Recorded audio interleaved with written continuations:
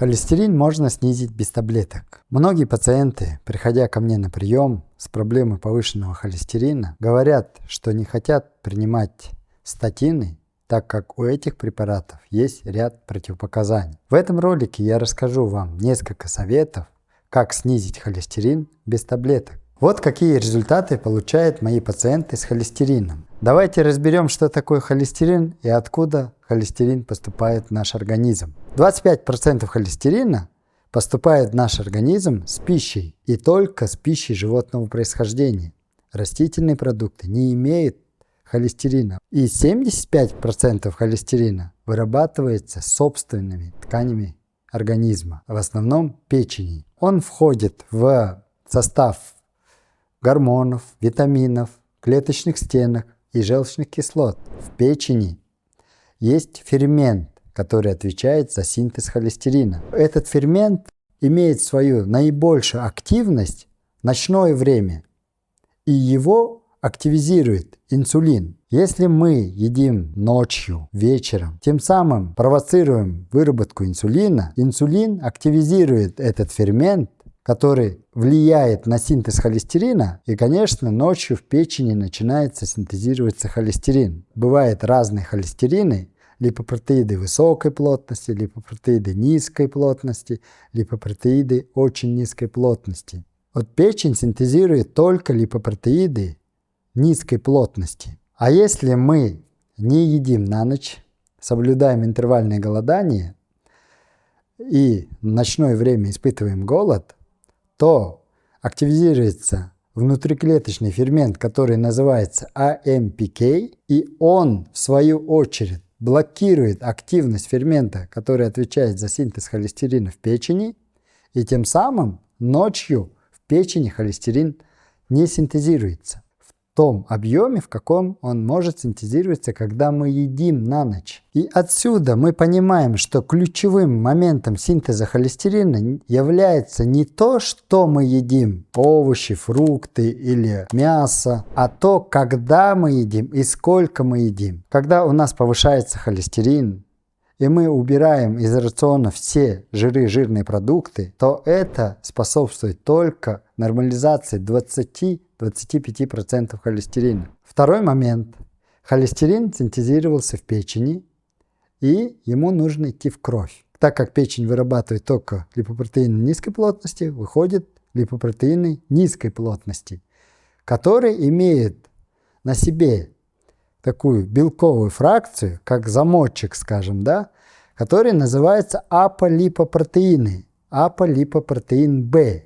И это аполипопротеин B, это как замочек, он ищет клетку. У клеток есть рецепторы к аполипопротеинам B. И клетки, которые нуждаются в холестеринах, они контактируют через аполипопротеин B с холестерином, липопротеином низкой плотности. И клетка забирает нужный себе холестерин, и оставшийся холестерин, липопротеины высокой плотности, отправляет обратно. Липопротеины высокой плотности имеют такой же белковый замок сверху, аполипопротеин А. А вот аполипопротеин А идет к печени. И в печени есть рецепторы к аполипопротеинам А. И в печени они используются для синтеза желчных кислот. В просвете кишечника, тонкого кишечника, они снова всасываются и идут снова в кровь, и через кровь снова в печень. И так циркулирует холестерин в нашем организме постоянно. И это называется энтерогепатическая циркуляция холестерина в организме человека. И вот у людей, у которых есть наследственная гиперхолестеринемия, холестерин идет в кровь и не может найти клетку. И он там циркулирует и накапливается. И поэтому у них на анализах повышаются липопротеины низкой плотности. Почему все стремятся снизить холестерин?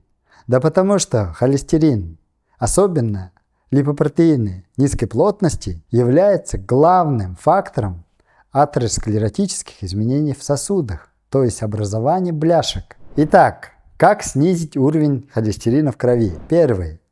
Это, конечно, рассмотреть питание. Снизить потребление продуктов, содержащих холестерин, то есть продукты животного происхождения, именно животные жиры и белки. Свинина, телятина, молодая баранина, курятина, говядина. Второй. Создать отрицательный энергетический баланс. То есть есть меньше, чем тратим. И, как вы уже поняли, на ночь не есть. Третье. Употребление клетчатки. Клетчатка – это грубые растительные волокна. Бывает ферментируемые и неферментируемые. Ферментируемая клетчатка – это та клетчатка, которая является кормом для наших бактерий кишечника и ферментируется бактериальными ферментами. В нашем случае для снижения холестерина больше подходит неферментируемая клетчатка. Нам важно именно растворимая, неферментируемая клетчатка для снижения холестерина. К ним относится псилиум. Псилиум подходит всем, так как она неферментируемая, растворимая, она не образует газы. Но, конечно же, можно употреблять и ферментируемую клетчатку. Но она не подходит всем, потому что некоторых людей она вызывает газообразование. Как клетчатка помогает снизить холестерин? Я уже ранее сказал, существует энтерогепатическая циркуляция, то есть холестерин выходит с желчью в просвет кишечника и в тонком кишечнике всасывается. Вот когда он находится в тонком кишечнике, клетчатка, которая растворимая, она набухает и как бы абсорбирует эти желчные кислоты с холестерином вместе и выводит из организма. Если это происходит постоянно, печени приходится увеличивать свои рецепторы, чтобы из крови больше холестерина к себе вытягивать. И это снижает липопротеины низкой плотности в крови. Следующее. Висцеральный массаж активизирует кровообращение в органах брюшной полости, в том числе в органах пищеварительной системы, в том числе в печени. Это, в свою очередь, приводит к замедлению синтеза липопротеинов низкой плотности в печени. Применение омега-3 жиров и продуктов, содержащих омега-3, снижает холестерин. Считается, что снижает холестерин на 20-30%. Продукты, содержащие омега-3, это морепродукты, рыба, всевозможные жирные сорта и так далее. Здесь важно подчеркнуть, что если вы применяете омега-3, она начинает работать только после приема 3 и более месяцев. Если несколько дней попринимали, они, конечно, не будут работать. Омега-3 способствует к снижению синтеза липопротеинов низкой плотности в печени, так как омега-3 влияет на активность фермента, который отвечает за синтез холестерина. Как вы уже поняли, нужно следить за уровнем холестерина в крови и нужно холестерин держать в пределах нормы. Это очень важно для наших сосудов, значит очень важно для нашего сердца, мозга и всех органов. Наш организм – это целостная система.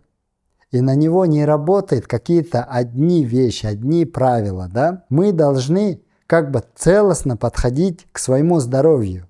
Ведь недаром говорят, что врачи лечат болезни, а здоровье – это личное дело каждого человека. Конечно, как я уже говорил, нужно создать энергетический отрицательный баланс. Это я имел в виду, нужно заниматься больше спортом, двигательной активностью, меньше есть. Всегда следить за тем, сколько примерно калорий вы едите и сколько калорий вы тратите.